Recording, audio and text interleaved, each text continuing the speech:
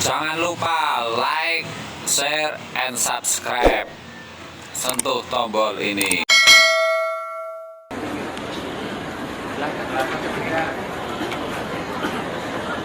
Assalamualaikum warahmatullahi wabarakatuh. Alhamdulillah, hadirin sekalian, para habaib, para kiai, para ulama, kaum muslimin muslimat yang dimuliakan oleh Allah Subhanahu wa taala.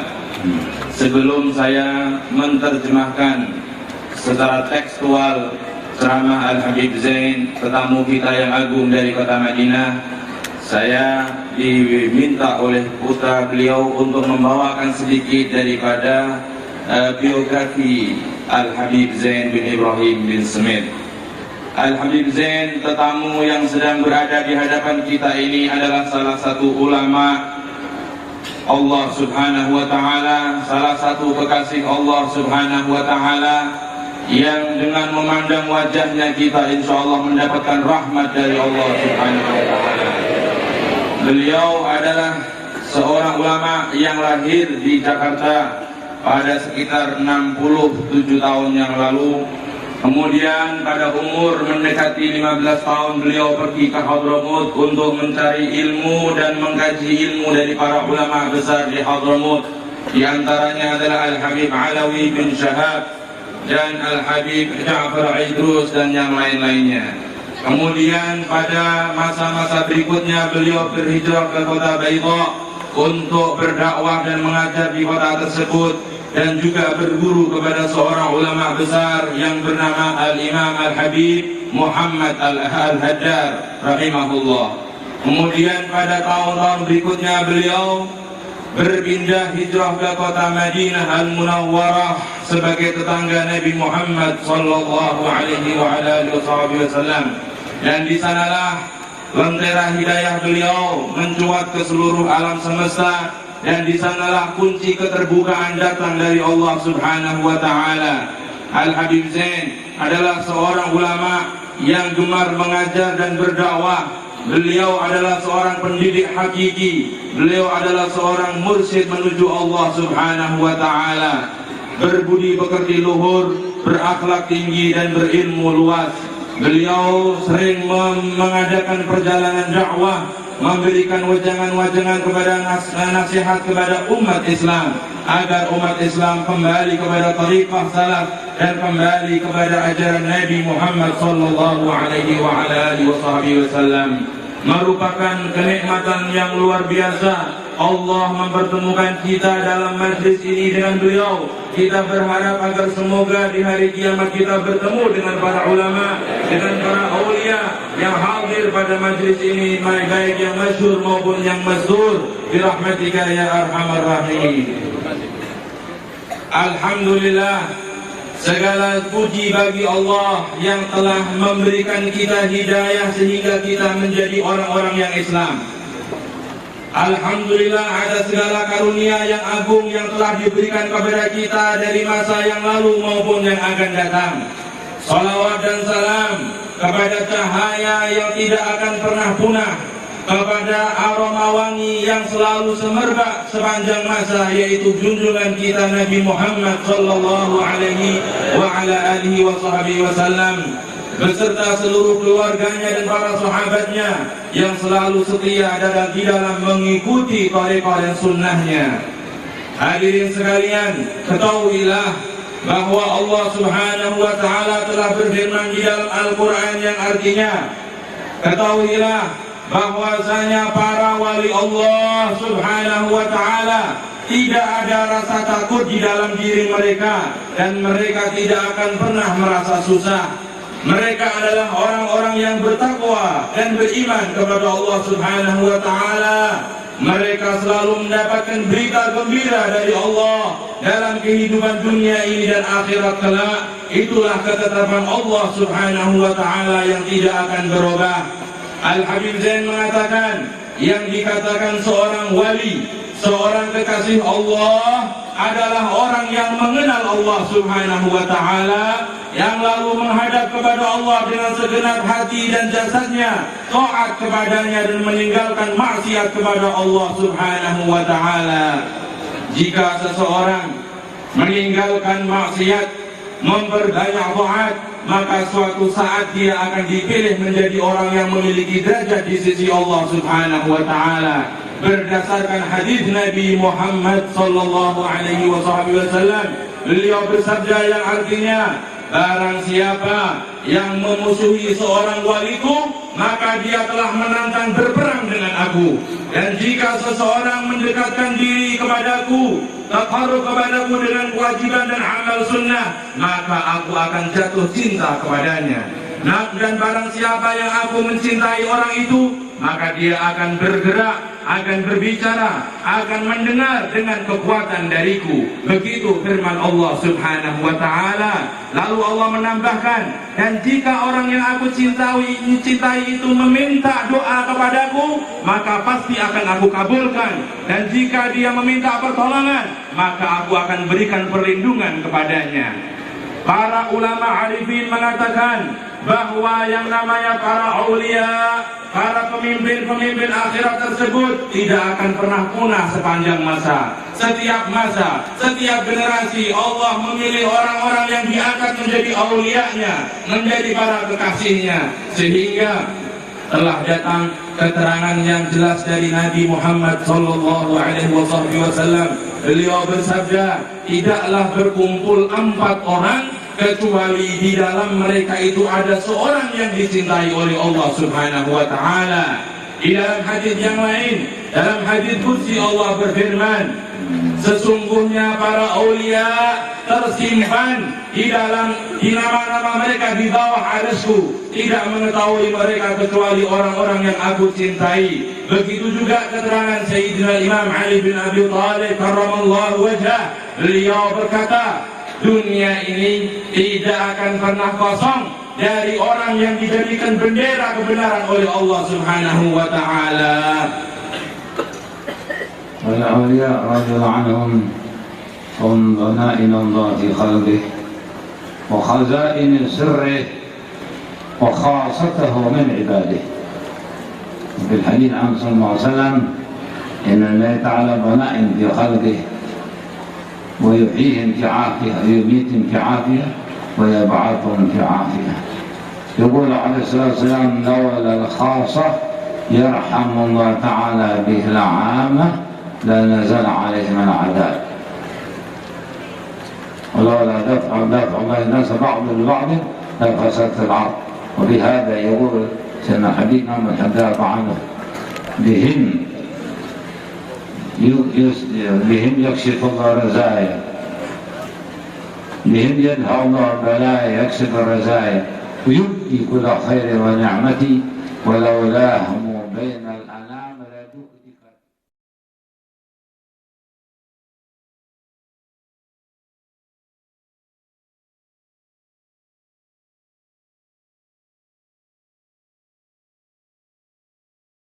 وإذا هو خافني في الدنيا أمنته يوم القيامة.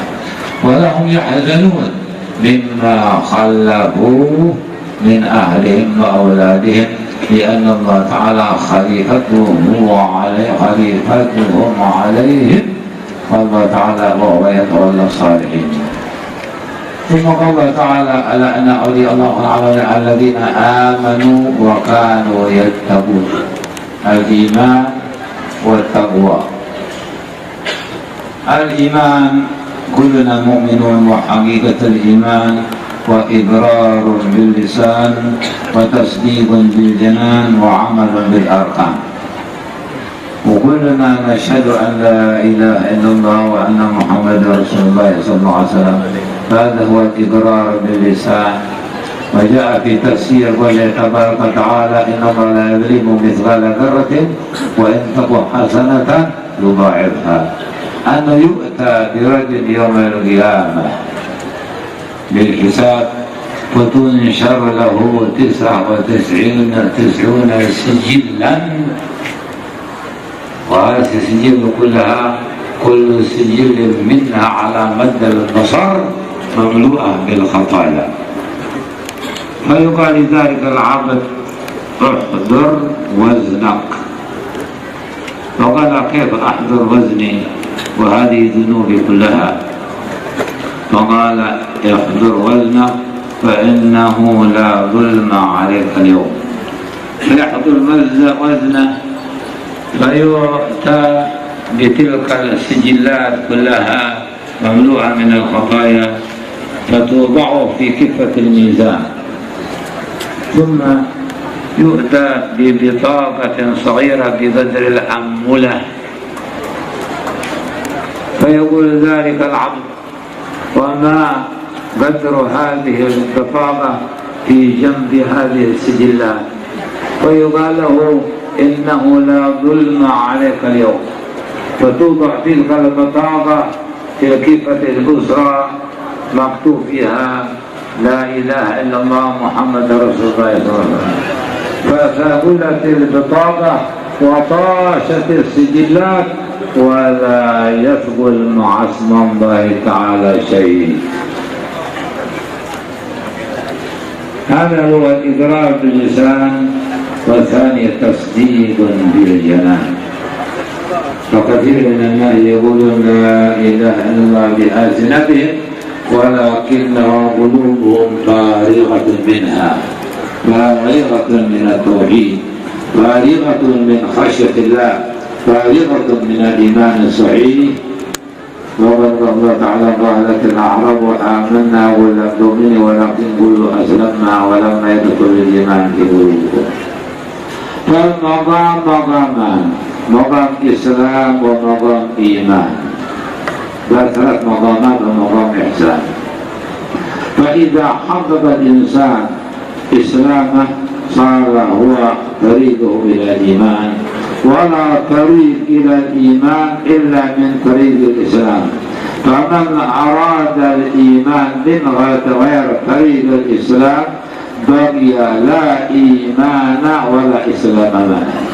فالإسلام ظاهر الإيمان، والإيمان باطن الإسلام، والإحسان خالصهما، فإذا اجتمع صار إحسانا، وهل جزاء الإحسان إلا الإحسان. وإقرار باللسان وتصديق بالجنان وعمل بالأركان. عمل بالأركان هو شرط لكمال الإسلام والإيمان. هذا الذي فسرنا فيها العمل بالأركان. والأعمال كثيرة، الأعمال كثيرة، ولكن على الإنسان أن يقدم المهم فالمهم، بل يقدم الأهم فالأهم، يقدم الأصل على الفرع. وقد قال بعض العارفين إنما حرم الوصول بتبييعهم الأصول. وفي وصية سيدنا أبي بكر الصديق رضي الله عنه لسيدنا عمر الخطاب عنه في آخر حياته قال واعلم يا عمر أن لله عملا بالليل لا يقبل بالنهار، وعملا بالنهار لا يقبل بالليل، وإن الله تعالى لا يقبل النافلة حتى تؤدى الفريضة.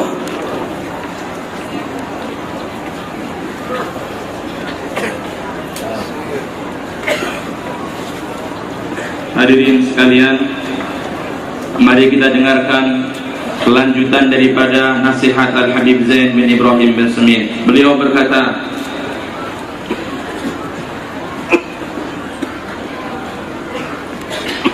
para ulama, para wali Allah subhanahu wa ta'ala adalah mereka yang menjadi titipan rahasia Allah, mereka yang menjadi pusat rahmat Allah.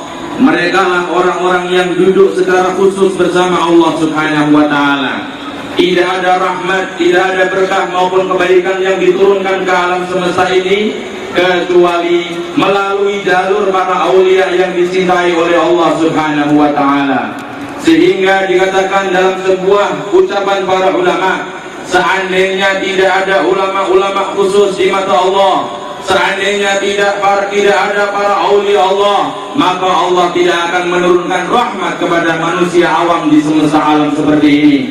Oleh karena itu, dengan berkahnya para aulia, dengan berkahnya para asfiya, dengan berkahnya para wali-wali Allah, Allah mengangkat bala dari sekitar manusia, dan dengan berkah mereka Allah mempermudah urusan semua manusia. Al-Habib Abdullah bin Alawi Al-Haddad radhiyallahu anhu mengatakan, walaulahumu bainal anami ladufikat jibalun wa ardun lirtikabil khati'ati. Seandainya bukan karena ulama, seandainya bukan karena aulia, maka gunung-gunung ini akan bergetar dan goyang karena banyaknya dosa-dosa manusia yang dilakukan oleh mereka. Alhamdulillah, dengan wujudnya ulama Allah mengampuni dosa-dosa kita. Dengan doa-doa mereka Allah menurunkan rahmat dan kasih sayang kepada kita semua. Kemudian ayat yang mengungkapkan bahwa para aulia adalah la khaufun alaihim, tidak ada rasa takut di dalam hati mereka. Yang dimaksud tidak ada rasa takut di sini adalah tidak ada rasa takut dari ancaman siksa Allah Subhanahu wa taala. Semua orang akan khawatir tentang siksa Allah di hari kiamat. Semua orang akan cemas dengan azab Allah di hari mahsyar. Tetapi para aulia tidak akan pernah merasa takut dari siksa Allah Subhanahu wa taala. Mengapa? Karena mereka telah memenuhi hati mereka dengan takut kepada Allah di alam dunia ini. Setiap orang yang di dunia ini telah menghiasi dirinya dengan ketakwaan. Dia takut kepada hukum Allah, dia takut kepada larangan-larangan Allah, maka di hari kiamat dia akan diberi keamanan oleh Allah Subhanahu wa taala. Allah menegaskan dalam Al-Quran yang artinya, dan orang-orang yang beriman kemudian tidak mencampuri iman mereka itu dengan perbuatan zalim, bagi mereka rasa aman di hari kiamat di sisi Allah Subhanahu wa taala. Di dalam hadis qudsi Allah berfirman, demi kemuliaan dan keagunganku, aku tidak akan mempertemukan dua rasa aman bagi seorang hamba. Barang siapa yang di dunia ini merasa aman dari siksaku, bermaksiat kepadaku tanpa rasa takut kepada azabku, maka di hari kiamat akan aku beri dia rasa takut kepada siksaku. Dan barang siapa di dunia ini takut kepadaku, rasa cemas di hatinya karena melanggar perintahku, maka di hari kiamat akan aku beri dia keamanan dari siksaku. Begitulah keutamaan orang-orang yang beriman, orang-orang yang mereka itu adalah takut kepada hukum Allah Subhanahu wa taala.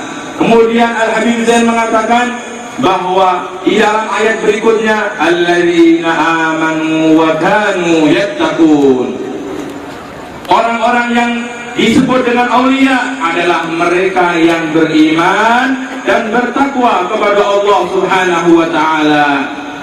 Siapakah mereka yang beriman? Dikatakan oleh Al-Habib Zain, iman itu terbagi menjadi dalam 3 syarat. Yang pertama adalah iqrarun bil lisan, mengucapkan, memastikan dengan lisan, yaitu dengan berucap syahadat la ilaha illallah Muhammadur Rasulullah. Dengan kalimat syahadat ini seseorang dianggap mukmin di sisi Allah Subhanahu wa taala. Dan mari kita lihat bagaimana keagungan lafaz syahadat diterangkan oleh Nabi Muhammad sallallahu alaihi wasallam. Beliau bersabda, pada hari kiamat nanti akan didatangkan seorang yang ditulis dosa-dosanya itu berjumlah 99 lembar. Satu lembar itu sepanjang pandangan mata. Semuanya adalah tulisan dosa-dosa. Kemudian dikatakan kepadanya, hai fulan, hadirlah hisab perhitungan amalmu di hadapan Allah. Dia berkata, aku tidak perlu dihisab lagi. Jelas aku ini orang yang akan masuk neraka. Dosa-dosaku tertulis dalam 99 lembar dan 1 lembar sepanjang pandangan mata. Aku tidak ada harapan untuk selamat dari siksa neraka. Maka dikatakan, hadirlah hisab karena Allah tidak akan berbuat zalim kepadamu. Maka ditimbanglah amalnya. Ketika ditimbang amal, tiba-tiba didatangkan 1 lembar kecil yang di situ tertulis lafaz la ilaha illallah. Maka dengan kekuatan la ilaha illallah itu, dosa-dosanya yang memenuhi 99 lembar kalah beratnya dengan lafaz la ilaha illallah, dan dia dimasukkan surga oleh Allah Subhanahu wa taala. Semoga Allah menjadikan orang-orang yang bersyahadat dengan sebenar-benarnya dengan hati kita. Kemudian yang kedua yang disebut dengan iman adalah tasdiqun bil janan, meyakinkan dan menghunjamkan keyakinan itu sedalam-dalamnya di dalam hati kita. Al-Habib Zain mengatakan, sayang 1000 sayang, di zaman sekarang ini banyak orang yang berucap syahadat tetapi hatinya kosong dari syahadat tersebut. Dia berucap la ilaha illallah, tidak ada Tuhan selain Allah, tetapi hatinya kosong dari lafaz tersebut. Hatinya kosong dari rasa takut kepada Allah, hatinya kosong dari zikrullah, dan hatinya kosong daripada makna la ilaha illallah tersebut. Karena itu mari kita memahami bahwa iman itu adalah maqam yang lebih atas dari Islam. Seorang yang muslim belum tentu beriman, tetapi orang yang beriman pastilah dia seorang muslim. Al-Habib Zain mengungkapkan derajat dalam Islam, dalam agama kita takwa ada 3. Yang pertama adalah Islam, yang kedua adalah iman, kemudian yang ketiga adalah ihsan. Barang siapa yang dia memasuki keimanan tanpa jalur Islam, maka dia tidak mendapatkan derajat Islam maupun iman.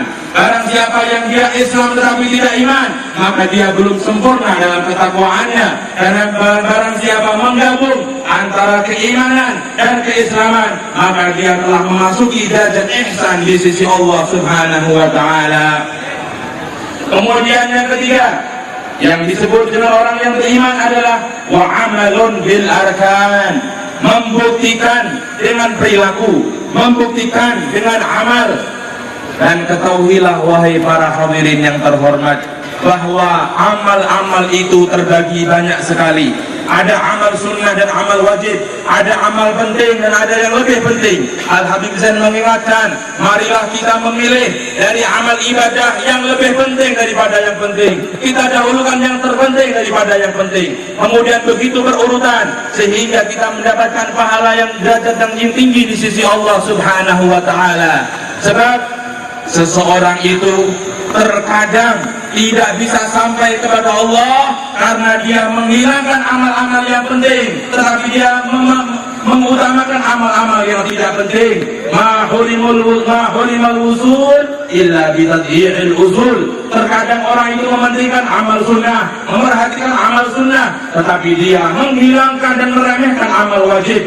Sayyidina Khalifah Al-Kubra Sayyidina Abu Bakar As-Siddiq radhiyallahu ta'ala anhu, beliau berkata kepada Sayyidina Umar, wahai Umar, ketahuilah bahwa Allah memiliki kewajiban yang tanpa kewajiban itu amal sunnah tidak akan diterima olehnya. Dan Allah memiliki ibadah di waktu malam dan siang. Jika dilakukan bukan pada waktunya, maka Allah tidak akan menerima amal ibadah tersebut. Begitulah wasiat Sayyidina Abu Bakar As-Siddiq kepada Sayyidina Umar bin Khattab radhiyallahu ta'ala anhuma. إنما حرم الوصول بتضييع الأصول، ولهذا قالوا العلم قبل العمل، التفقه في الدين خير من الاشتغال بكثرة الأوراد والأذكار وغير ذلك. فالقليل من العمل مع التفقه في الدين خير من كثرة الأعمال والأوراد والأذكار من غير تفقه في الدين. ولكل شيء عماد، وعماد هذا الدين الفقه. ويقول صلى الله عليه وسلم لا فقيه واحد أشد على الشيطان من هذا العابد. فبعض الناس كذلك تجد من عنده شيء من العلم وعنده شيء من المعلومات، ولكنه يترك التعليم والتدريس والدعوة إلى الله ونشر الدين ونشر الإسلام. فإذا قيل بذلك أنا مشغول بأورادي وأذكاري فهذا غلط، ولا يدل على عدم فقهه في الدين. فمثل هذا مثال الذي يحرم بالصلاة وهو يرى رجلا أو طفلا سيضع في الهلاك في النار أو في الماء المغرق أو في الورطة وهو يحرم بالصلاة. هذا يدل على عدم إقبال، على عدم عقله باشتغاله بالنافلة عن الفريضة، ولا سيما ومن أعطاه الله تعالى شيء من العلوم وجب عليه أن يبذله لغيره، فإن الله تعالى قد أخذ العهود والمواثيق على العلماء، على حملة العلم، على حملة القرآن، أن يبذلوا ما معهم من العلم، وأن ينصحوا عباد الله، وأن يعملوا بالمعروف وينهون عن المنكر، وأن يكون جندا من جند رسول الله صلى الله عليه وسلم. فمن لم يفعل ذلك مع القدرة فسوف يلجم بلجام من النار يوم القيامة، لأنه من الكاتمين للعلم. وقد قال الله تبارك وتعالى: أولئك يلعنهم الله ويلعنهم اللاعنون. وقال عليه الصلاة والسلام: كاتم العلم يلعنه من في السماوات ومن في الأرض حتى الحيتان في الماء. وكذلك من الاشتغال بالفرض، من الاشتغال بالنافلة عن الفرض، تجد كثير من الناس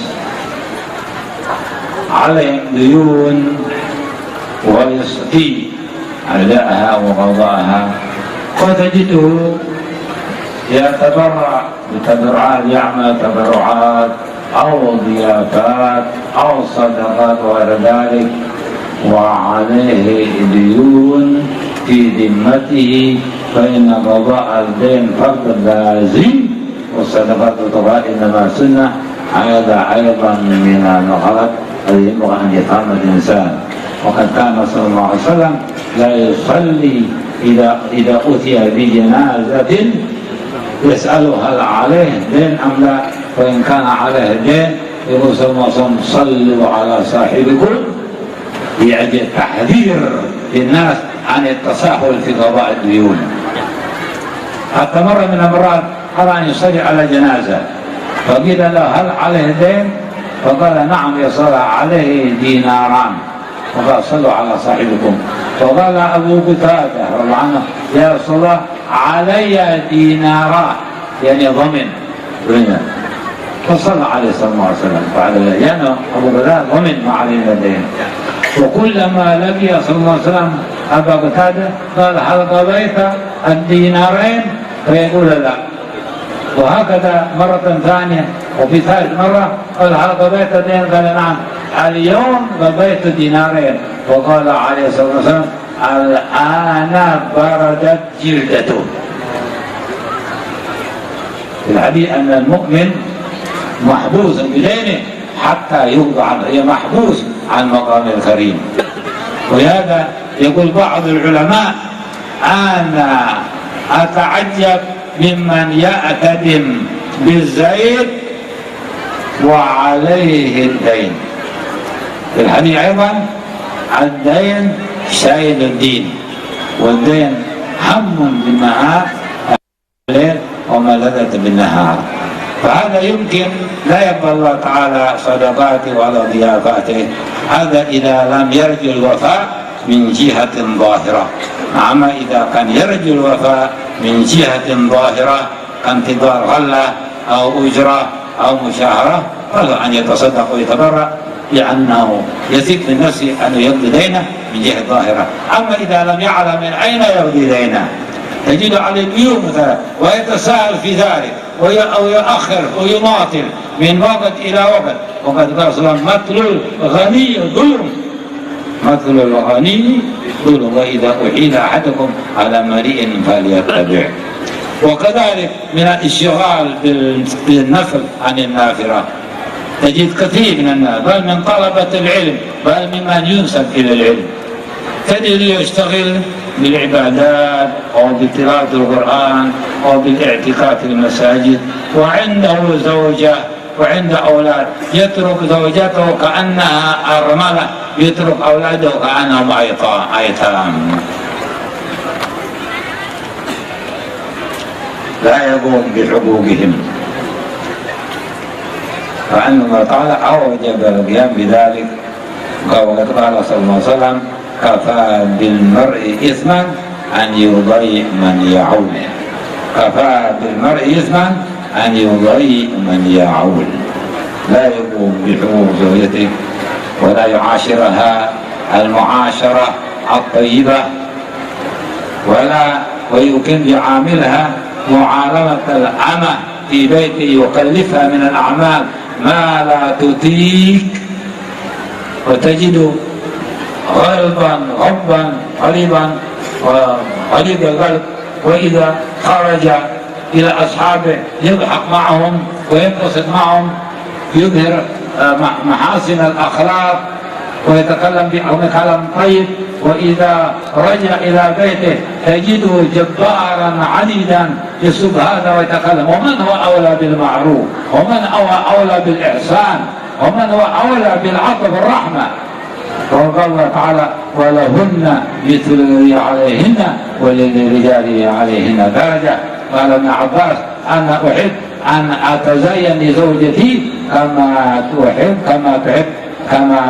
أن تتزين لي. وقد كان صلى الله عليه وسلم رفيقا رحيما عطوفا على نسائه، يقول صلى الله عليه وسلم: خيركم لأهلي وأنا خيركم لأهلي. يقول عليه الصلاة والسلام: أكمل المؤمنين إيمانا أحاسنهم أخلاقا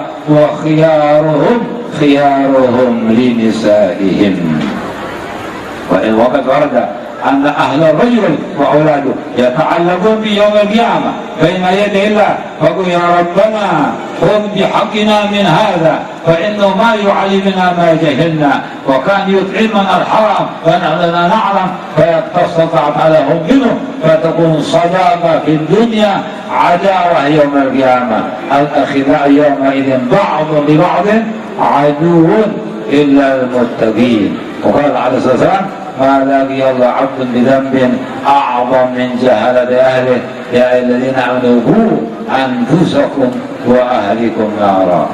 وبعض الناس بالعكس، بعض الناس لا يقوم بحقوق زوجته بما أوجب الله عليه من النفقة ومن الكسوة ومن المعاشرة بالمعروف، وعاشرون بالمعروف فإن كرهتموهن فعسى أن تكرهوا شيئا ويجعل الله فيه خيرا كثيرا. قال صلى الله عليه وسلم: لا يفرق مؤمن مؤمنة فإنه إن كره منها خلقا رضي من آخر، ولا يجلدن أحدكم امرأته كما يجلد العبد، فإنه ربما يجلد وقت الصلاة ويعاندها ويعاشرها بالمساء. أنت ما تستغني عنها فهي ما تستغني عنها. وبعض الناس بالعكس يميل إلى زوجته ويسمع كلامها ويطيعها في كل ما تهوى ولو كان في مخالفة لأمر الله. يرى من زوجته ومن بناته المنكر والمخالفة بل الفسوق والعصيان، ويسكت عن ذلك ويتعامى عن ذلك ويتجاهل عن ذلك، فهذا هو الديوث الذي يقول صلى الله عليه وسلم أنه لا يجد رائحة الجنة وإن ريحه لا يوجد من مسافة كذا وكذا. وقال صلى الله عليه وسلم: ثلاثة لا يدخلون الجنة أبدا: من الخمر، والرجل من النساء، والديوث من الديوث الذي لا غيرة على عرضه ولا يبالي بمن يدخل على زوجته. وقال في الحديث: لا يصبح في الخبر أو الأثر لا يصبح رجل يطيع امرأته فيما تهوى إلا أكبه الله تعالى في النار. قال الحسن البصري: تدعون نساءكم يزاحمن العلوج في الأسواق، قبح الله من لا يغار، من لا غيرة له لا دين له.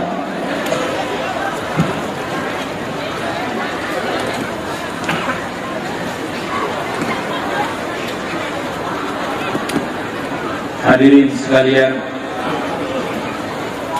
banyak orang dia ketika bertemu dengan Allah Subhanahu wa Ta'ala dalam keadaan rugi. Banyak orang ketika dia dihisab oleh Allah dalam keadaan rugi, pahala-pahala yang dia dapatkan hilang dan amal-amal yang dia lakukan tidak berguna lagi. Karena itulah maka beliau Al-Habib Zain mengatakan, mari kita di dalam beribadah ini mendahulukan yang penting daripada yang tidak penting. dan mendahulukan yang paling penting daripada yang penting. Kita harus mendahulukan ilmu di atas ibadah. Banyak orang dia memperbanyak dirinya dengan ibadah, dengan wirid dan zikir, tetapi dia tidak memperbanyak dirinya dengan ilmu agama. Padahal mempelajari ilmu agama, mempelajari ilmu fikih, yang dengan ilmu fikih tersebut orang mengetahui hukum-hukum Allah, mengetahui hukum-hukum Islam. Mempelajari ilmu fikih ini lebih afdal dari orang yang beribadah. Jika seseorang memperbanyak wirid, memperbanyak zikir, memperbanyak membaca hizib, tetapi dia tidak memperbanyak ilmu, maka itu akan kalah dari orang yang dia memperbanyak ilmu, pengetahuan tentang hukum Allah, dan dia juga beribadah kepada Allah dengan ilmu tersebut. Nabi kita Muhammad sallallahu alaihi wasallam bersabda, satu orang yang mendalam dalam ilmu agama lebih berat bagi syaitan dari 1000 orang ahli ibadah tetapi tidak berilmu agama. Karena itu ilmu adalah asas, fondasi, dan amal dengan ilmu adalah buah daripada fondasi tersebut. Kemudian beliau mengatakan, di zaman sekarang ini sayang dan sungguh disayangkan, sebagian orang diberi oleh Allah kelebihan ilmu, diberi oleh Allah amanat ilmu, dia memiliki kelebihan ilmu pengetahuan agama daripada orang yang lain, tetapi dia tidak mau mengajarkan ilmu tersebut kepada orang lain.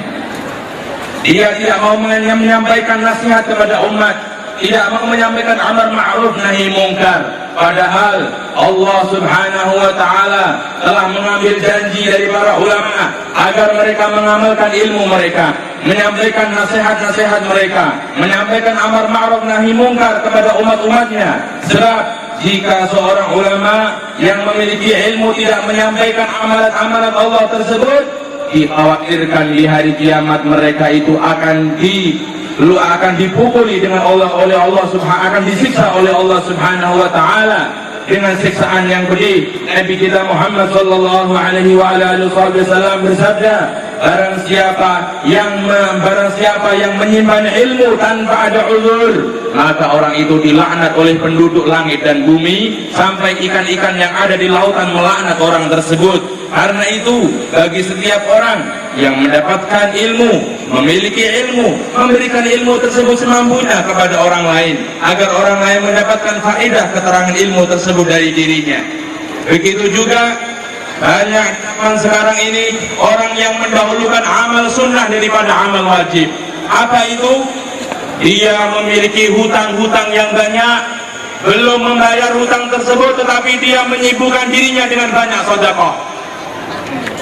Dia memiliki hutang-hutang yang wajib dibayar sekian puluh juta, tetapi dia tidak pernah bayar, tetapi dia sibuk dengan banyak sedekah, memberikan jamuan-jamuan, membuat acara-acara yang besar, membuang sekian puluh juta untuk acara tertentu, tetapi dia tidak membayar hutang yang diwajibkan oleh Allah Subhanahu wa taala.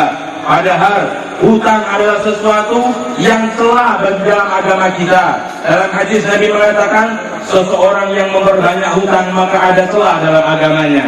Bahkan Nabi Muhammad sallallahu alaihi wasallam jika didatangkan kepada beliau jenazah atau beliau diminta mensolati jenazah, beliau bertanya, apakah jenazah ini masih punya utang yang tidak terbayar? Jika dikatakan bahwa jenazah ini masih punya utang, maka Rasulullah tidak mau mensolatinya. Sehingga pernah suatu ketika satu jenazah didatangkan kepada Rasulullah, kemudian dikatakan, apakah jenazah ini punya utang? Dikatakan punya utang hanya 2 dinar wahai Rasul. Kemudian Rasulullah tidak mau mensolatinya. Datang seorang sahabat bernama Abu Qatadah. Dia berkata, ya Rasulullah, aku yang akan menjamin bayar hutangnya. Maka Rasulullah mensolati jenazah tersebut. Apa yang terjadi? Ketika setelah mensolati jenazah tersebut, setiap kali bertemu dengan Abu Qatadah, Rasulullah bertanya tentang jenazah tersebut.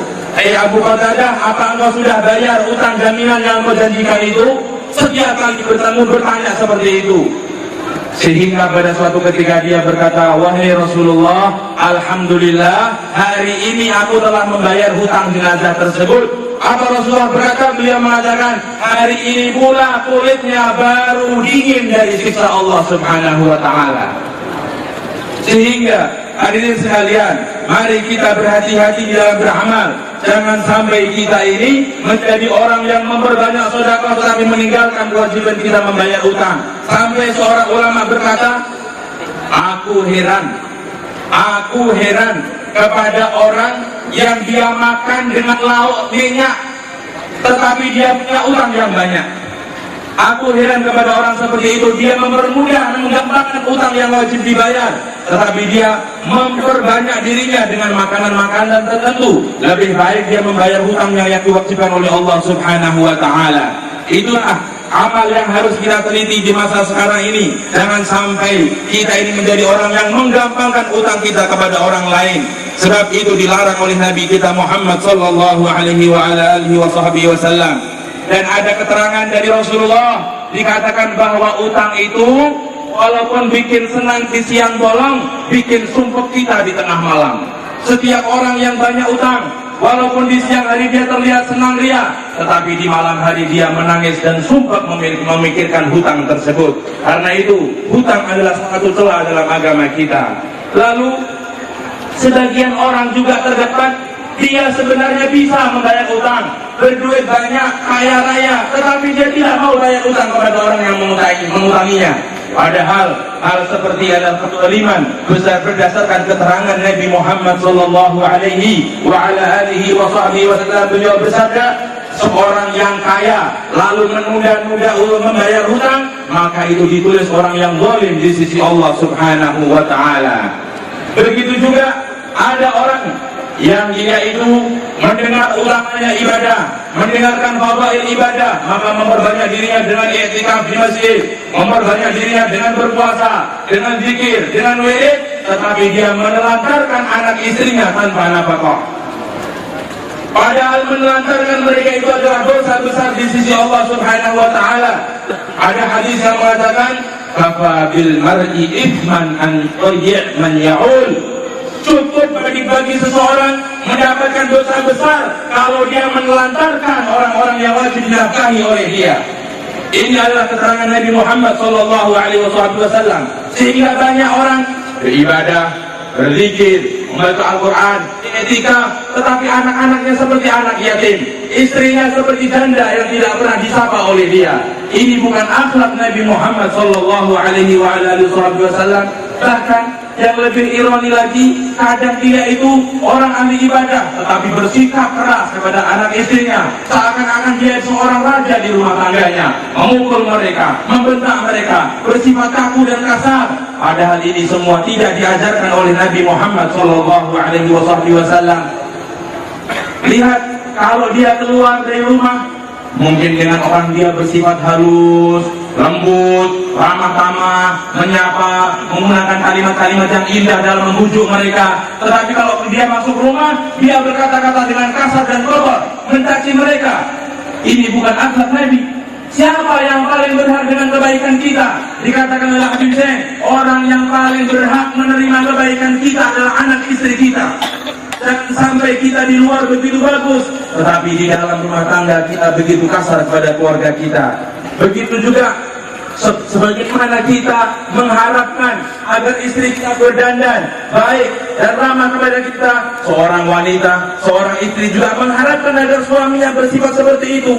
Walahunna mithlul ladzi 'alaihinna bil ma'ruf.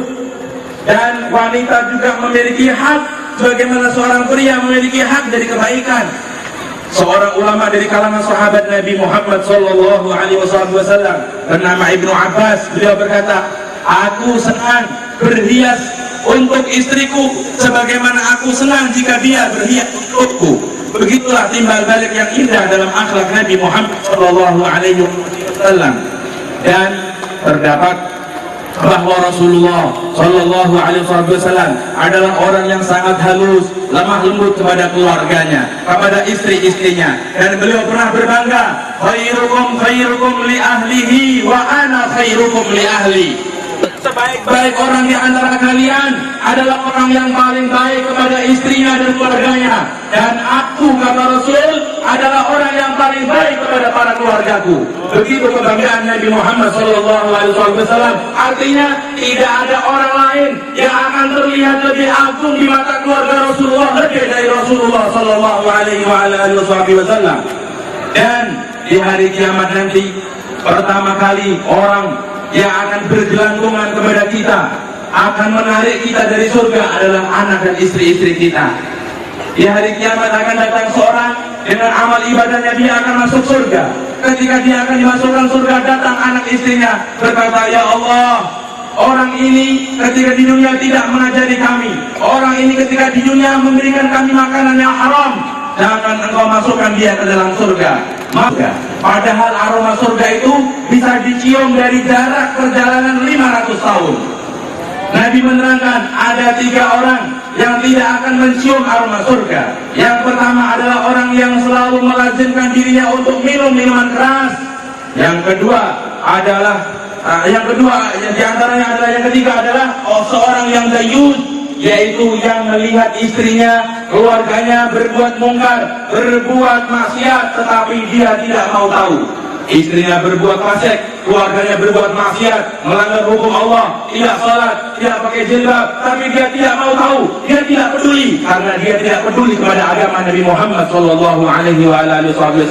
Orang seperti ini disebut sebagai orang yang dayus berdasarkan keterangan Nabi Muhammad SAW.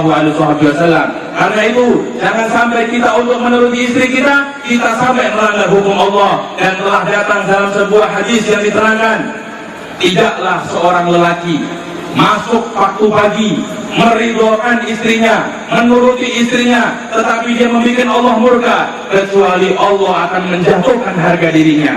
Al-Imam Hasan Al-Basri berkata, jika kalian membiarkan anak istri kalian berjalan di pasar-pasar, bercampur dengan laki-laki tanpa berjilbab, berkerudung, maka pada saat itu Allah menjatuhkan harga diri kalian, dan Allah tidak akan memberkahi orang yang tidak memiliki sifat cemburu kepada keluarganya, karena dia tidak memiliki sifat cemburu pada sunnah Nabi Muhammad sallallahu alaihi wasallam.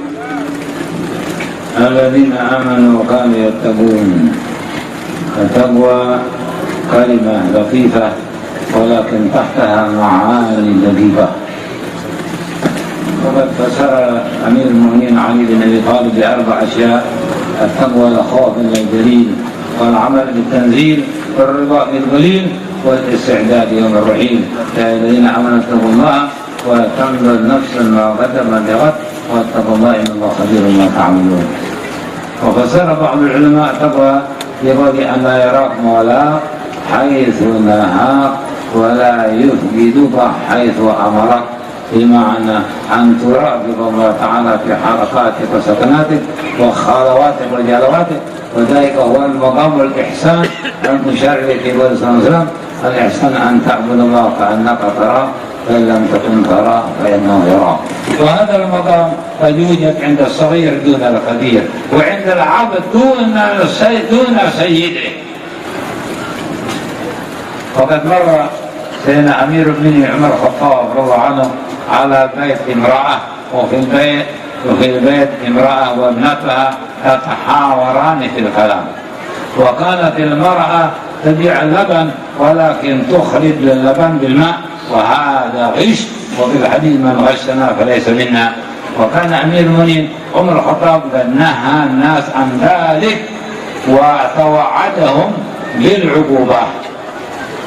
فمر سيدنا عمر على بيت تلك المرأة، فإذا ابنتها الصغيرة تقول لأمها: يا أماه، ألم ينهنا أمير المؤمنين أن خلط اللبن بالماء؟ فتقول الأم لابنتها: يا ابنتي، وهل يرانا أمير المؤمنين؟ ولا يرانا، وفي بيت معنا. فقالت البنت: يا أمة، إذا لم يرنا أمير المؤمنين فإن رب أمير المؤمنين يرانا. فلما رجع سيدنا إلى بيته قال لابنه عاصم: اذهب إلى المكان الفلاني، هناك امرأة معها ابنتها فاخطبها فإني أرجو أن يرزقك الله منها نسمة مباركة، ولو كانت لي عندي شهوة لما سبقتني إليها. فتزوج عاصم وأتت بالبنت، وهذه البنت يا أمير المؤمنين عمر بن عبد العزيز، وما خرجت هذه الثمرة إلا من تلك الشجرة. وقد يكون هذه مقام المقاربة عند العبد دون سيده. اسمع إلى هذه القصة. مر سيدنا عمر ومعه صاحبه أبو عبيدة بن الجراح يريدان مكة للحج أو العمرة، وفي أثناء الطريق نزل للاستراحة في مكان تحت الجبل، فرأى أبو عبيدة رجلا راعيا يرعى الغنم، عبد أسود يرعى غنم وهو يصلي. فقال أبو عبيدة لسيدنا عمر لأمير المؤمنين إني لا أرى هذا العبد من الصالحين، لماذا تشهد بصلاة؟ قال يصلي ويرعى غنمه. قال لا تشهد بالصلاة حتى نختبره، إنما تختبر رجولة الإنسان عند الدينار والهمة والدرهم وعند النساء، أن يتورع عنهم أم لا، وإلا فلا تحسبه من الرجال. فكم من واحد يكثر من الصلاة، يعتكف في المساجد، يحمل السباح، يكثر من الذكر، ولكنه يعامل بالربا، ولكنه يوظف في الجماريك، ولكنه يظلم عباد الله، ولكنه خاضع لأرحامه، ولكنه عاقل والديه. ما فائدة عمل هذا؟ وقد ورد أن قاطع الرحم ملعون وإن مات في جوف الكعبة، ولعن الله في كتاب العزيز. فإذا سيدنا عمر يقول لا تشهد بصلاة حتى نختبره، ائتني به. فذهب إلى عبيدة وأتى بذلك العبد، وهو لا يعرف أنه عمر، لا يعرف أنه أمير المؤمنين. فقال يا من أنت؟ قال عبد، أنا باعي من فلان. قال أتبعني شاة من أغنامك نذبحها ونأكلها وتأكل أنت معنا وثمن ينفعك؟ إيش قال ذلك العبد؟ شو هذا الخوف الله، خشية الله، إنما يخشى الله من عباد العلماء وخافوني إن كنتم مؤمنين. إيش قال ذلك العبد؟ قال يا هذا إن هذه الأغنام ليست لي وإنما هي لسيدي. كيف لو سألني سيدي لماذا نقص غنم؟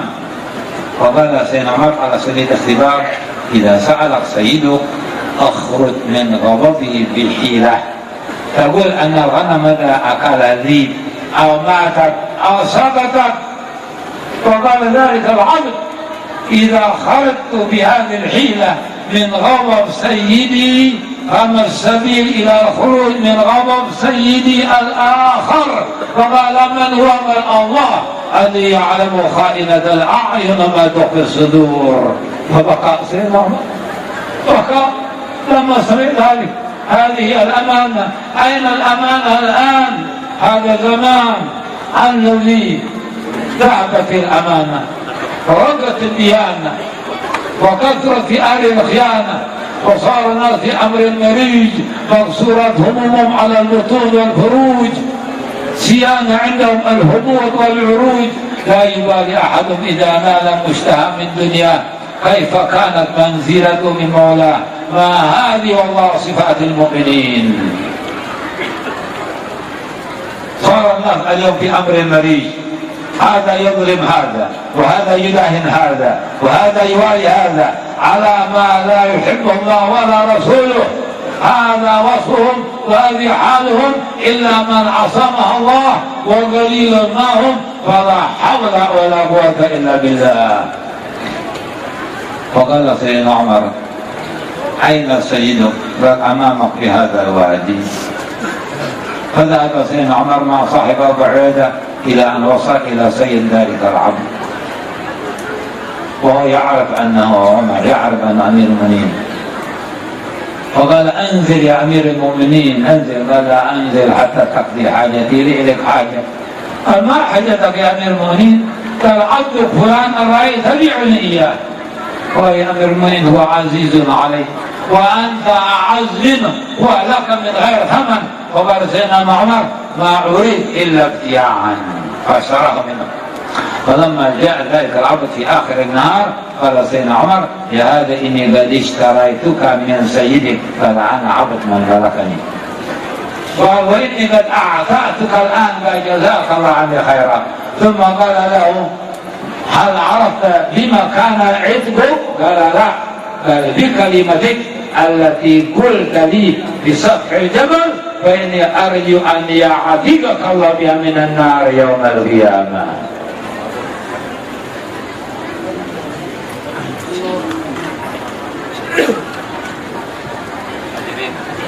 Hadirin sekalian, yang kedua adalah tentang ketakwaan kepada Allah Subhanahu wa taala.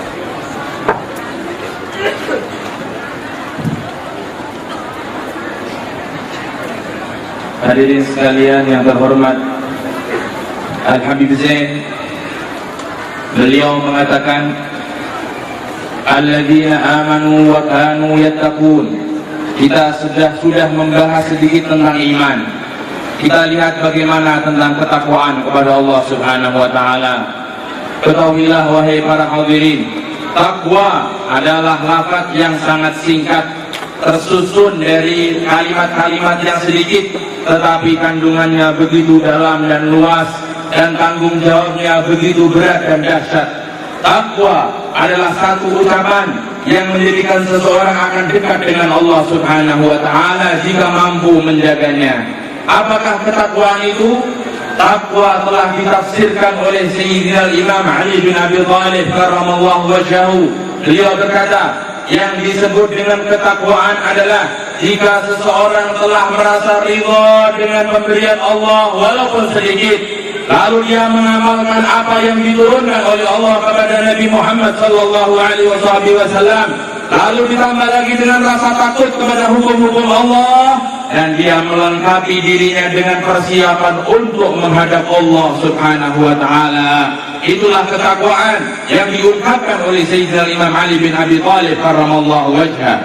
Sebagian ulama yang lain mengatakan takwa adalah jangan sampai engkau dilihat oleh Allah di tempat-tempat yang dilarang oleh Allah Subhanahu wa taala, dan jangan sampai engkau tidak dilihat oleh Allah di dalam tempat-tempat yang diperintahkan oleh Allah Subhanahu wa taala untuk engkau berada di tempat tersebut.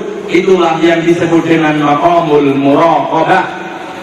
Apa itu maqam muraqabah? Yaitu jika seseorang setiap detik, setiap menit, setiap ucapan, setiap kata-kata, setiap apa yang dia lakukan, dia sadar bahwa dia dilihat oleh Allah Subhanahu wa taala. Maqam muraqabah inilah intisari dari ketakwaan kepada Allah Subhanahu wa taala. Dan Al-Habib Zain menerangkan maqam muraqabah, maqam takwa, maqam takut kepada Allah tidak dikhususkan kepada orang tertentu, tidak dikhususkan kepada orang pejabat maupun rakyat, orang kaya maupun miskin, orang terpandang maupun tidak terpandang. Semua orang sama dalam hal ini. Barang siapa diberi maqam ketakwaan, diberi maqam muraqabah, maka dia adalah orang yang diberi khususiyah oleh Allah Subhanahu wa taala. Mari kita dengarkan cerita seorang wanita yang dia sangat takut kepada Allah Subhanahu wa taala. Pada suatu hari, Sayyidina Umar bin Khattab radhiyallahu anhu sebagai khalifah dan pemimpin pada masa itu, beliau itu berjalan malam melihat keadaan rakyatnya, melihat bagaimana kebutuhan mereka. Kadang-kadang beliau membawakan apa yang dibutuhkan oleh rakyat itu dengan pundaknya beliau sendiri. Suatu ketika Sayyidina Umar bin Khattab sedang memeriksa rakyatnya, melihat seorang wanita sedang berdialog dengan putrinya. Apa yang dikatakan oleh putrinya?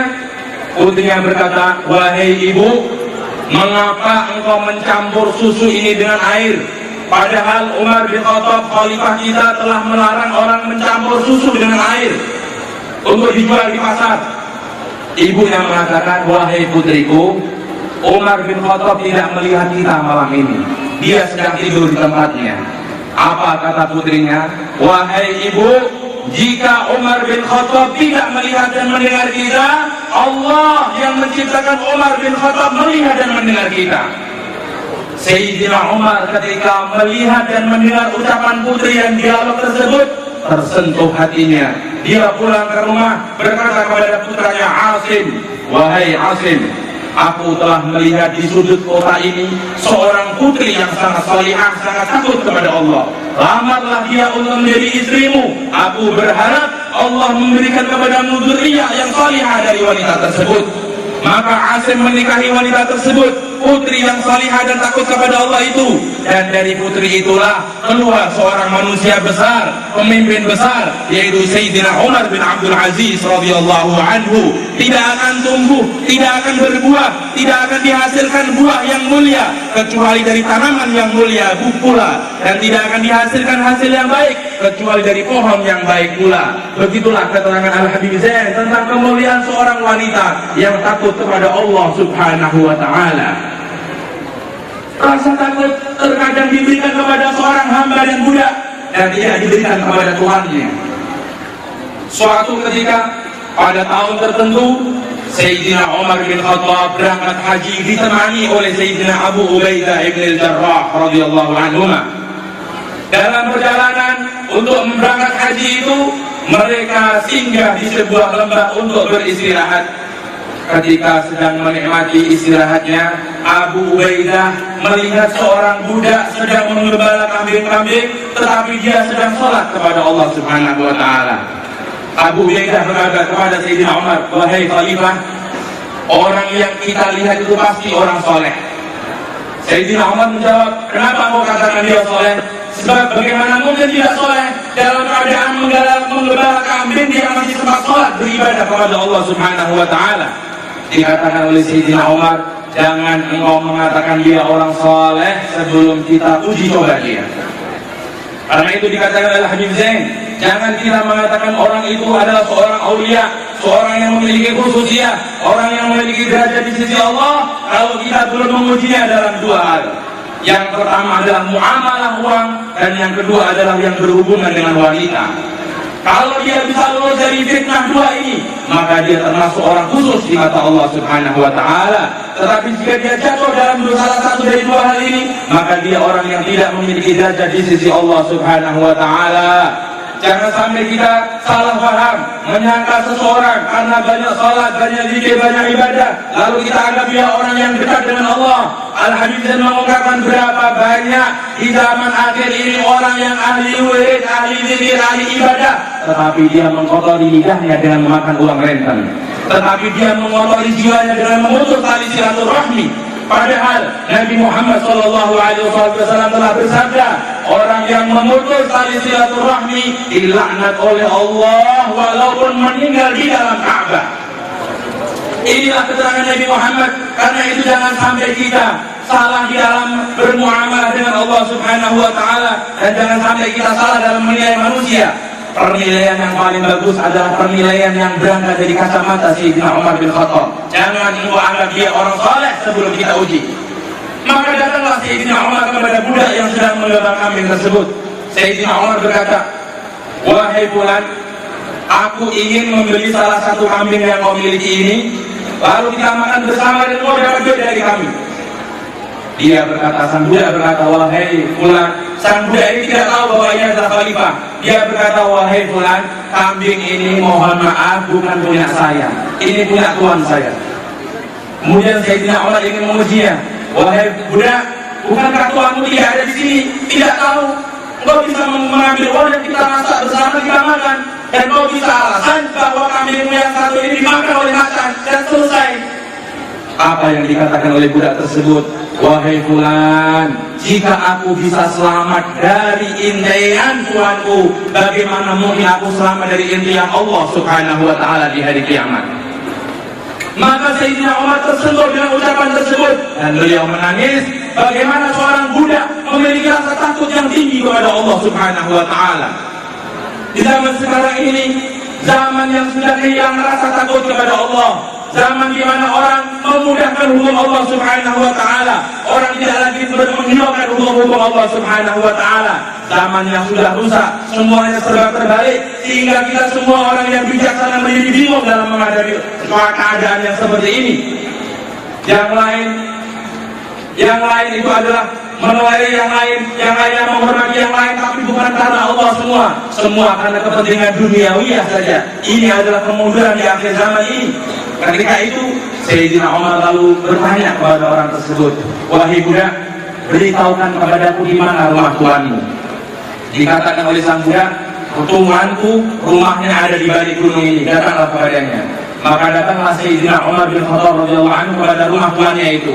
Tuannya mengenal Sayyidina Umar. Ketika datang Sayyidina Umar, dia langsung menyambut dan mengatakan, silakan duduk di tempat kami wahai khalifah, singgah di rumah kami. Sayyidina Umar mengatakan, ketahuilah wahai fulan, aku tidak mau turun dari kendaraanku sebelum engkau mengabulkan hajatku. Maka dia berkata, wahai Amirul Mukminin, apa hajat yang kau harapkan?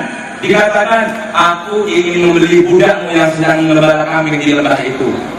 Dia berkata, wahai Amirul Mukminin, budak itu sangat berharga bagiku, tetapi engkau lebih berharga dalam jiwaku. Ambillah tanpa engkau beli. Sayyidina Umar mengatakan, tidak, aku harus membelinya dengan duit. Maka akhirnya Sayyidina Umar membeli budak tersebut dengan harga yang mahal. Setelah beliau membeli budak tersebut, Sayyidina Umar datang kepada orang yang sedang mengembala kambing dan sholat itu, seorang budak. Dia berkata, wahai budak, aku telah membelimu dari tuanmu, dan detik ini aku bebaskan engkau dari perbudakan. Maka sang budak mengatakan, terima kasih wahai Amirul Mukminin. Setelah itu dia dikatakan, hai budak, tahukah kenapa engkau aku bebaskan dari perbudakan? Dikatakan, aku tidak tahu wahai Amirul Mukminin. Engkau aku bebaskan dari perbudakan karena ucapanmu yang tadi, yang mengatakan bahwa engkau mungkin bisa selamat dari intian Tuhanmu, tapi bagaimana bisa selamat daripada intian Allah Subhanahu wa Ta'ala? Engkau selamat dengan berkah kalimatmu itu, dan aku berharap engkau selamat pula dengan kalimat itu di hari kiamat di hadapan Allah Subhanahu wa Ta'ala. Semoga Allah menjadikan kita orang-orang yang takut kepada Allah Subhanahu wa Ta'ala. ثم يقول الله تعالى كلام الآية لهم البشرى في الحياة الدنيا وفي الآخرة.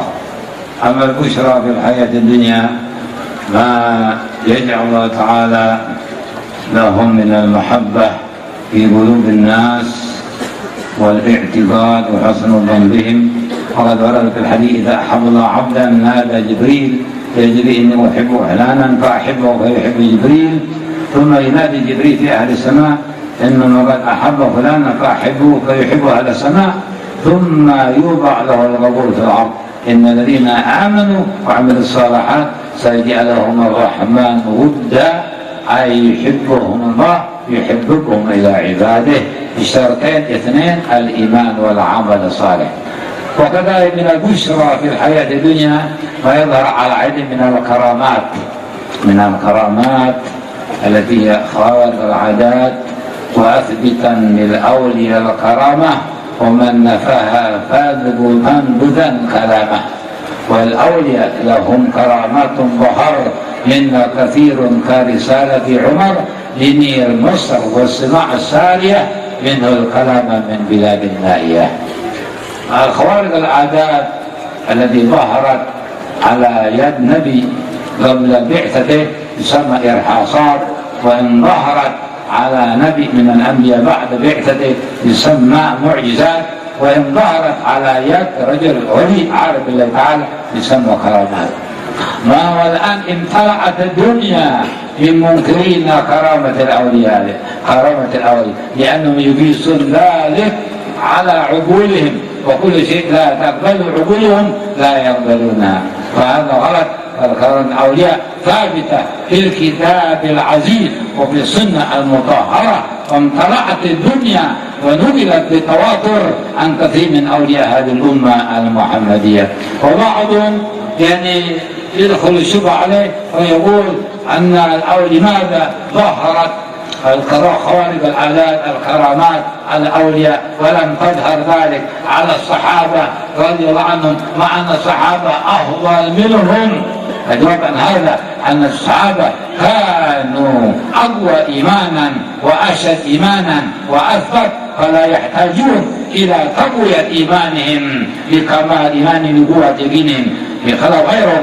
فإن كرامة الأولياء إنما ظهرت بعض الأولياء لتقوية قلوب المريدين، كما قيل لسيدنا جنيد بن محمد رضي الله عنه: ما للمريدين بمجرات الحكايات، قال الحكايات جند من جنود الله يقوى الله بها قلوب المريدين.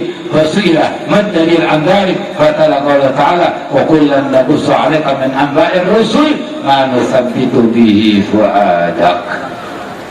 فإذا سمعت أيها الإنسان، إذا سمعت بكرامة لولي من الأولياء ولم يقبل عقلك فرد أمرها إلى القدرة، وقل في نفسك القدرة الله تعالى صالحة أم لا. فمن أنكر كرامة فإنما أنكر القدرة. فسلم وصدق، فإذا لم تكن أنت من أهل التحقق والتحقيق فعليك بالإيمان والتصديق. فالإمام سيدنا جنة بن محمد الرحمة التصديق بأمورنا ولاية صغرى. قال الإمام الحدار الله عنه وسلم لأهل الله في كل مشكل لديهم واضح بالأدلة.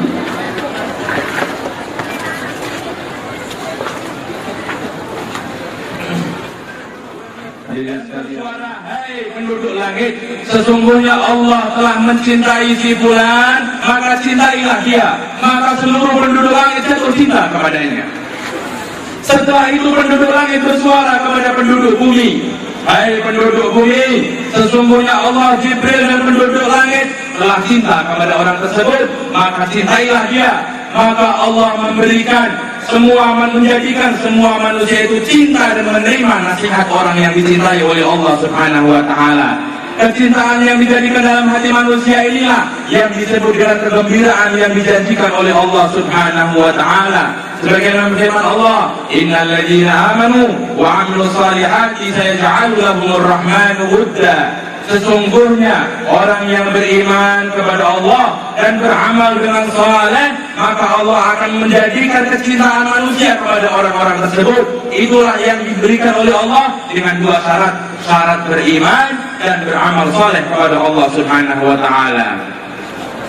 Kegembiraan yang lain yang diberikan oleh Allah kepada para wali adalah keramat-keramat yang keluar dari diri mereka, yang dititipkan oleh Allah kepada mereka. Keramat-keramat ini harus dipercayai oleh kita semua.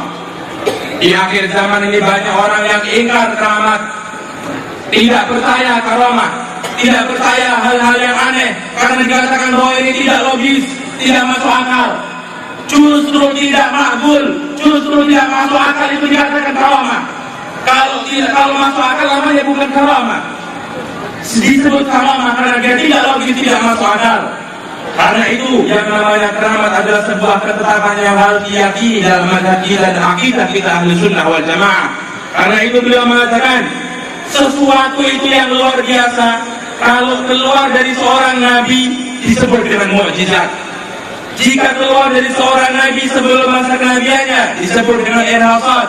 Dan jika keluar biasaan itu keluar dari seorang wali, seorang yang saleh, itulah yang disebut dengan keramat di sisi Allah Subhanahu wa Ta'ala, kemuliaan dari Allah Subhanahu wa Ta'ala. Dan telah sepakat seluruh umat, seluruh ulama bahwa yang namanya keramat ini sabit, benar adanya di dalam Al-Quran dan hadis-hadis Nabi Muhammad SAW. Dan di masa sahabat pun banyak keramat-keramat, seperti keramat Sayyidina Umar ketika mengirim tentara kepada pasukan Romawi, dan begitu seterusnya. Keramat selalu dikisahkan, keramat para wali dikisahkan, dinukilkan kepada para manusia.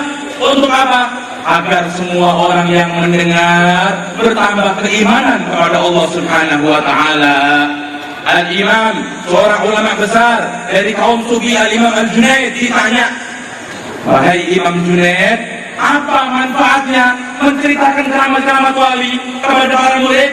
Dijawab oleh beliau, ketahuilah bahwa cerita-cerita aulia itu adalah tentara dan kekuatan Allah. Dengan mendengar cerita para aulia itu, seorang murid akan bertambah iman kepada Allah Subhanahu wa Ta'ala. Wa kullan naqussu 'alaika min anba'ir rusul ma nuthabbitu bihi fu'adak. Dan demikianlah kami ceritakan kisah-kisah ini kepadamu wahai Rasulullah, agar menjadikan hatimu lebih kuat dan lebih kuat di dalam keyakinan kepada Allah Subhanahu wa Ta'ala. Kalau orang ingkar karamah, kalau orang tidak percaya kepada karamah, maka bagaimana mungkin dia mendapat karamah? Dikatakan oleh Al-Habib Zain, kalau kita belum bisa menjadi orang yang memiliki karamah, maka jangan sampai kita tidak percaya sama sekali karamah. Kalau kita belum tahu, maka kita jangan sampai menafikan. Sebab kalau kita menafikan, maka kita tidak mungkin mendapatkan daripada karamah tersebut. Itulah ungkapan Al-Habib Zain. Dan orang yang ingkar karamah ini dikhawatirkan bisa ingkar kekuatan Allah dan kekuasaan Allah. Mengapa? Sebab yang namanya karamah, yang namanya kelebihan, yang namanya keluar biasaan dari seorang wali, itu atas kehendak Allah. Allah yang menjadikan, dan Allah yang maha kuasa untuk menjadikan seperti itu. Kalau kita ingkar, mungkin seperti kita ingkar pada kekuatan Allah Subhanahu wa ta'ala. Dan ini berbahaya. Karena itu dikatakan oleh Sayyidina Imam Al-Junaid, at-tasdiq bi'ilmina wilayah sughra. Orang yang sudah bisa percaya dengan ilmu-ilmu sufi, dengan keramat-keramat wali, itu sudah dianggap orang yang punya kewalian di mata Allah Subhanahu wa ta'ala. Sebab tidak semua orang bisa percaya dengan keramat aulia. Semoga kita menjadi orang-orang yang percaya kepada karamatul aulia, dan kita mendapatkan karamah dari mereka semua.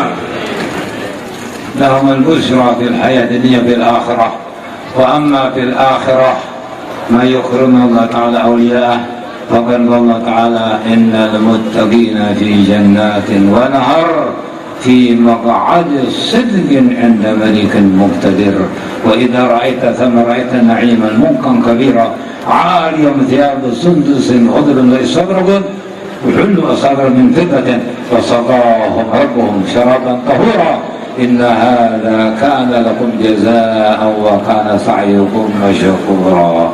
وقد ورد في الخبر أن الله تبارك وتعالى يكتب رسالة إلى عبد من عبيده في الجنة فيؤتي ذلك رسالة ملك من ملائكته فيقول اذهب بهذا الكتاب إلى عبد فلان ابن فلان واستأذنه من وراء 70 حجاب فإن أذن لك فادخل وإلا فارجع. فيذهب ذلك الملك إلى ذلك العبد فيأذن له فيدخل عليه فيناول الكتاب فإذا عنوان الكتاب من الحق الذي لا يموت من الحي الذي لا يموت إلى الحي الذي لا يموت. عبد رب من الحي الذي لا يموت إلى الحي الذي لا يموت. يا عبدي إني مشتاق إليك فزرني. فيقول أين المركوب؟ فيأتوا ببراق الذي ركبه صلى ليلة الإسراء والمعراج فيركب على البراق فيطير بالبراق في ملكوت الله رب العالمين. قلوب الأولياء لا عيون تراه ما لا يراه الناظرون وأرواح تطير بغير ريش إلى ملكوت رب العالمين. ولا شك أن صاحب هذا الحول اللي هو الحبيب الإمام العارف الله أحمد بن عبد الله العطار لا شك أنه من أولياء الرحمن لا شك أنه من عباد الرحمن الذين يمشون على الأرض هونا وإذا خاطبهم الجاهلون قالوا سلاما والذين يبيتون ربهم سجدا وقياما والذين إلى قوله تعالى أولئك يجزون الغرفة بما صبروا يلقون بها تحية وسلاما خالدين بها حسنة مستقرا. وقد كان هذا الحبيب إمام في العلم وإمام في العمل وإمام في الدعوة إلى الله وإمام في الولاية. كما سمعنا في ترجمته أنه ممن لا يخاف الله لومة لائم وممن يقول الظالم يا ظالم. وفي الحديث إذا حابت أمتي أن تقول الظالم يا ظالم فقد ودع منها يعني ذهب خيرها وبقي شرها. وكان هذا الحبيب حبيب أحمد عبد نائب عن السلف نائب عن آبائه وأجداده بل هو نائب عن سيد المرسلين صلى الله عليه وسلم لأن وضع قدمه على قدمه ثبتوا على قدم الرسول وصحبه تابعين لهم فسواد التابعين ومضى على الرسول سبيل العلا قدما على قدم بجد أوزعي. فهو الوارث الخامر عن جده صلى الله عليه وسلم كما قال الإمام الحضراني أولئك وراث النبي ورثته وأولاد بالرقم للمتعامي ووارث فينا علومهم وأسرارهم فليسأل المتعامي إذا جاء بالصدق الذي هو سلم إلى كل خير نال كل مرامي وهو من الفاطمين الدعاء إلى الهدى قد انتهجت في نهج خير إمامي رضي الله تعالى عنه وأرضاه لأن أهل البيت النبوي هم أبواب على خزائن السر ومفتاحها بيدهم. أهل البيت أبواب على خزائن السر ومفتاحها بيدهم. والسر سران، سر الشريعة وسر الوراثة. أما سر الشريعة فمعهم ومع غيرهم، وأما سر الوراثة فمخصوص بهم رضي الله عنهم ونفعنا ويرزقنا محبتهم ويتوفنا على ملتهم وحشرنا في زمرتهم وأنما لا يحرمنا خير ما عند شر عندنا ويتوب علينا وعليكم توبة نصوحا ويزكينا بها جسما وقلب روحا ويعلي بين قلوبنا يصلح ذات بيننا ويهدينا إياكم سبل السلام يخرجنا إياكم من الظلمات إلى النور ويغفر حظنا حظكم من الإيمان ومن الإسلام ومن اليقين ومن العلم ومن العمل ومن العقل ومن حبيبنا محمد صلى الله عليه وسلم يحببنا إليه يقربنا إليه ويربطنا بربطا لا يلحظ ولا يفرق بيننا وبين صلاة في الدنيا ولا في البرزخ ولا في الآخرة ويرزقنا إياكم في الدنيا زيارة في الآخرة بعد في أعلى جنان ورغبة مع النبيين الصديقين والشهداء الصالحين والعظيمين. Hadirin sekalian, ini adalah terjemahan terakhir daripada nasihat-nasihat yang sangat mahal dari Al-Habib Zain. Beliau mengungkapkan, lahumul busyra fil hayatid dunya wa fil akhirah. Bagi para wali itu akan diberikan kesenangan dan kegembiraan di dunia dan akhirat. Adapun yang dimaksud dengan kegembiraan di akhirat adalah mereka itu dijanjikan oleh Allah untuk memasuki surga yang sangat indah dan luas di sisi Allah Subhanahu wa taala. Surga yang dipenuhi dengan telaga-telaga, yang dihiasi dengan sungai-sungai yang mengalir di dalamnya, sungai-sungai yang indah, air-air yang indah. Dan jika engkau melihat mereka itu di surga, engkau melihat seakan-akan mereka dalam kenikmatan yang luar biasa. Sehingga diriwayatkan dalam sebuah cerita, Allah Subhanahu wa ta'ala menulis surat kepada seorang penduduk ahli surga. Di dalam surat itu Allah mengutus malaikat, wahai malaikatku, bawalah surat ini dan menghadaplah kepada hambaku yang sedang di surga, dan engkau minta izin kepada 70 pengawalnya, menunjukkan bahwa kerajaan besar diberikan kepada hamba tersebut. Maka datanglah malaikat Jibril, malaikat tersebut untuk menyerahkan surat, meminta izin dari satu sampai 70 pengawal. Bertemulah dengan hamba yang dimaksud oleh Allah. Tertulis dalam surat itu, judulnya adalah dari Allah yang maha hidup kepada hambanya yang maha hidup. Dua-duanya maha hidup, tapi yang satu Allah, yang satu adalah hamba. Lalu tertulis dalam surat isinya itu adalah, wahai hambaku, aku sangat rindu kepadamu, maka datanglah untuk berkunjung kepadaku. Maka sang hamba ini dinaikkan ke dalam buraq dan dia terbang di angkasa surga dan dia bertemu dengan Allah Subhanahu wa ta'ala. Begitulah hati para aulia, qulubul arifina laha uyunun tara ma la yarahu nadiruna. Hati para aulia itu dapat melihat apa yang mata tidak bisa melihat. Mereka itu memiliki kekuatan dari Allah Subhanahu wa ta'ala dan tidak diragukan bahwasanya sahibul qaul Al-Imam Al-Habib Ahmad bin Abdullah bin Talib ini adalah salah satu wali Allah Subhanahu wa ta'ala. Beliau adalah pewaris besar dari rahasia yang tersimpan dalam pribadi Nabi Muhammad sallallahu alaihi wasallam. Beliau adalah imam dalam ilmu, imam dalam beramal, imam di dalam kewalian, dan imam di dalam berdakwah kepada Allah Subhanahu wa ta'ala. Tidak ada beliau rasa takut sedikit pun untuk menyampaikan kebenaran kepada orang yang zalim. Beliau mengatakan kepada orang yang zalim, engkau jangan berbuat zalim. Dan begitulah keberanian di dalam menyampaikan kebenaran, sehingga beliau pantas disebut sebagai wakil utama kaum salaf dan wakil utama dari dakwah Nabi Muhammad sallallahu alaihi wasallam. Beliau meletakkan perjalanan beliau, meletakkan langkah beliau sebagaimana Rasulullah meletakkan kaki dan dakwah beliau sallallahu alaihi wasallam. Mengapa?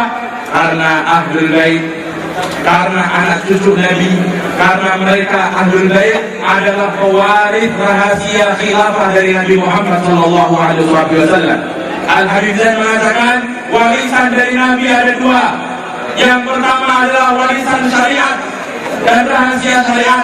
Yang kedua adalah rahasia warisan. Adapun rahasia syariat diberikan kepada ahlul bait dan selain ahlul bait, tetapi warisan tetapi rahasia wirasa atau warisan keutamaan adalah diberikan khusus kepada para ahlul bait Nabi Muhammad sallallahu alaihi wasallam.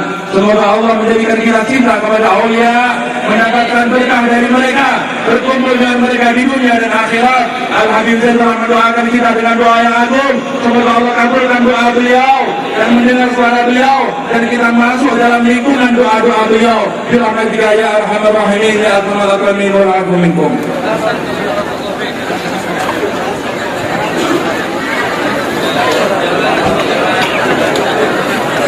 Hadirin hadirat yang berbahagia, demikian kata-kata yang berada dan terima bersama-sama semoga bermanfaat.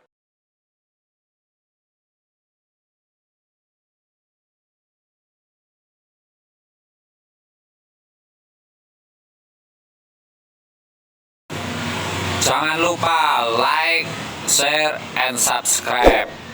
Sentuh tombol ini.